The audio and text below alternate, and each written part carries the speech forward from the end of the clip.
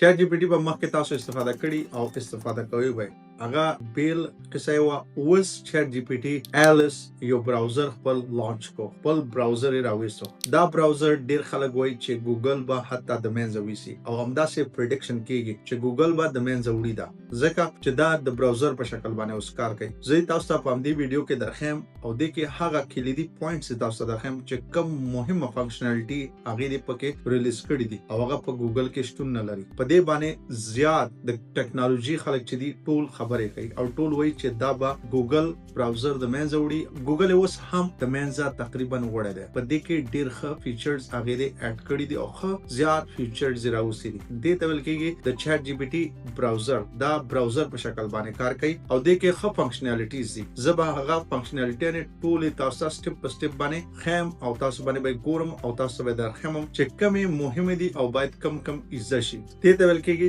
چات جی پی ټي اټلس دا د چات جی پی ټي 3 کالو بعد لانچ کولو چې خپل براوزر لانچ کو نو راځي موږ تاسو امدا ټول ګورو د کې اي آی ایجنټ موډ هم اضافه کړی دی تاسو به اي آی ایجنټ موډ خپل کار کوي هر څه به زه تاسو ته درخم تاسو به خپل وینئ چې اي آی ایجنټ موډ د کې څنګه کار کوي سمری څنګه کار کوي پروډکټ ریسرچ څنګه کار کوي هر څه به زه تاسو ته دروخم تاسو به خپل سترګو وینئ چې څومره پاورفل ټول دی دا نو راځي موږ تاسو خپل کمپیوټر سکرین ته ځو په کمپیوټر په سکرین کې به زه تاسو ته درخم